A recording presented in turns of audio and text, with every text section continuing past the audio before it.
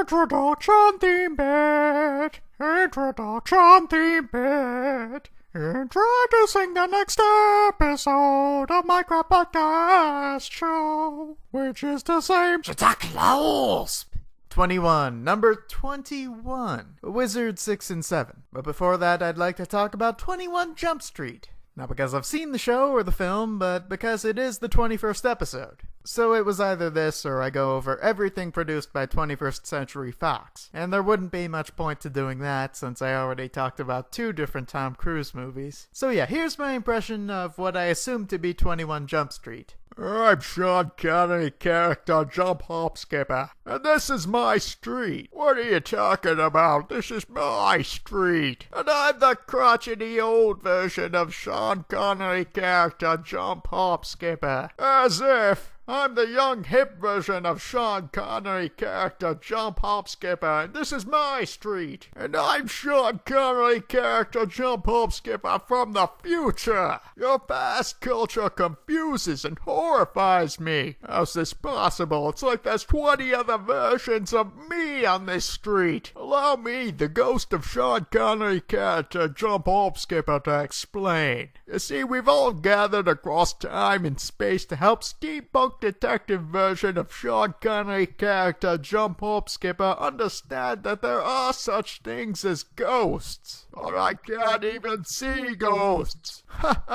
That's exactly why you have the most important role of all, robot version of Sean Connery character Jump Hop Skipper. And that was 21 Jump Street. The one-man stage play version no one seems to talk about. I myself thought it was pretty good. Righto then, Wizard 6, the 6th Hell. We begin at the Tranny Run Donut Shop. The head tranny, Teletran 1, is telling the mage-called wizard that his partner, Teletran 2, is in love. Oh, that's terrific, but you do understand that I'm not your friend, and I just keep coming here to spite my dentist, right? Why, yes, it is a female girl woman he's dating. She sells Power Stones, so he bought her whole stock.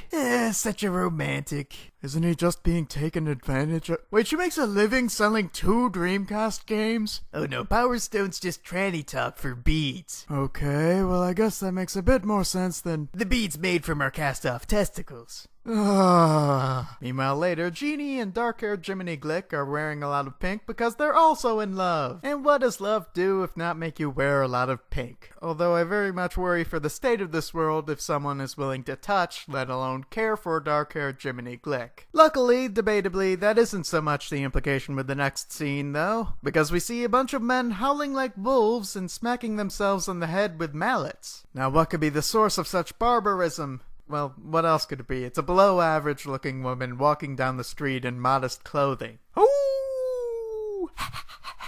Would you get a load of that skirt going down past her knees? Oh, wow! And her face is totally passable when it's obscured by a ridiculous hat. Oh man, I hear you. She's like a 4 out of 10 at least. Well, tops, but you could do worse. Oh yeah, I'd tap that attainable ass. Now, you might have guessed by this point that they hired Stephanie Meyer to write the arc. You'd be correct, and I understand, though we'll still hold it against you if you want to leave now. But now it will be too late, because an introduction sequence sequesters us to a dark-lit room, wherein Gorgonzola and Phoenix Wrong are meeting with the monster of the arc, who is a suave kind of guy who turns into some sort of half-shark, half-clown, half-penis monster. I'll call this one Senor Penisy Clown Shark, though he also goes by Jay Leno. He comments, I do not always turn the lights off for guests, but I know you're both nuts about saving electricity. But unbeknownst to Senor Penisy Clown Shark, his head villain compatriots are actually just wandering hobos who use electricity saving as a cover. And the show is not going to go anywhere with that information. In fact, I hardly had to go over the scene, cause it's just showing the monster of the arc and it'll show up later anyway. But as you'll soon find out, I do get a kick out of saying Senor Penisy Clown Shark. So in summation, existence of Senor Penisy Clown Shark established. Meanwhile later, the below-average looking woman from before, let's just go with her actual name, Bella Swan, is dating/taking advantage of her random yachts. She's of course the target of this arc, so Senor Penisy Clown Shark gets right to attacking her. Or, well, attacking near her and saying stuff like, now the fear for your life shall make you fall into despair.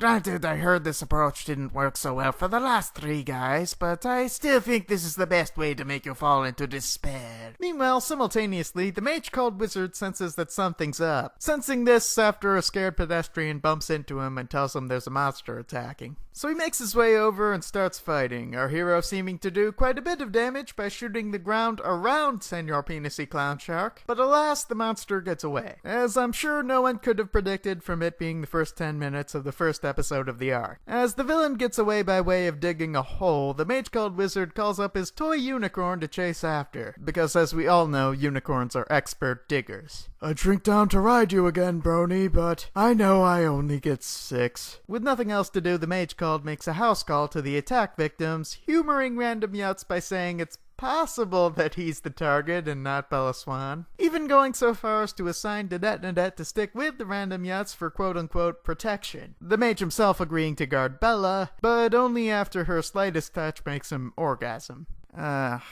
Excuse me, I have to break podcasting character and talk to you for a second in my normal voice. Well, my normal voice from when I was 13. These days I just sound like Mickey Mouse, but I save that for a different kind of message. Anyway, that thing I just told you about the mage called Wizard, it did happen, meaning that I have now borne witness to a Satan-worshipping son of a unisexual goat getting off, and Obama said things would change. Oh, get over yourself, fake real me. We've got meanwhile laters to get to. I mean, check it out, the villains are still hanging around in dark rooms. Yeah, I guess you're right. And meanwhile later still, we see the mage called Wizard escorting Bella through the streets of Neo-Wizard Japan. Oh, fuck this, I'm out. Well, I said streets, but it's more like empty sidewalk roads. Not gonna change anything? Well, fine, I'm on my own. So, mage called Wizard escorting Bella Swan through empty sidewalk roads of Neo-Wizard Japan. Wow, I think it's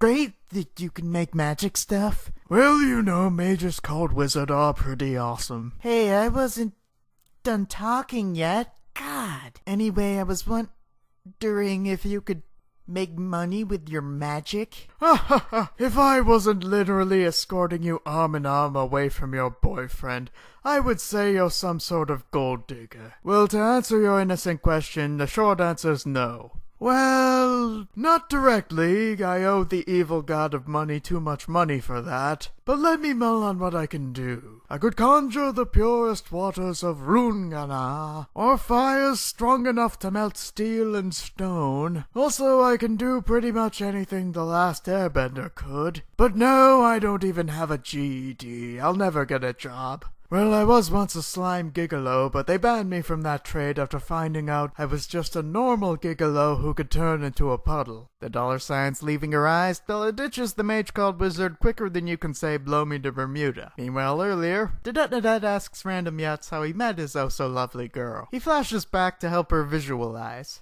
I was working out at the gym, as I so often do. Sorry. Talking exhausts me. Anyway, she came over with a bottle of water and told me it was health food. I didn't understand, but I bought 50 boxes of the stuff to impress her. Do you want to see my boxes? Miraculously, Dedette refrains from running away screaming. Instead, she grins and nods as if to say, I want to run away screaming. Which pretty well sums up my feelings about the next scene, where Bella Swan is telling herself how great she is and how dumb everyone else is. Oh, God. He saved my life, but he can't even make jewelry. Some mage called Wizard he is. Seeing a family enjoying themselves, Bella Swan flashes back to a similar scene in her youth. Bella, go to your room before your insane drunk mother poisons your mind. Remember, daughter, men are pigs. Inconsistent flash forward, doodle-doo-dee, doodle-doo-dee, doodle-doo-dee. God, happy families are so stupid. They just make you think of how great families are. Meanwhile, later, we see Genie happily skipping an hour early to a date in some park somewhere. Because, as you may recall, they so expertly established that someone was taking advantage of him. Well, this is gonna blow your mind, but that someone is Bella Swan.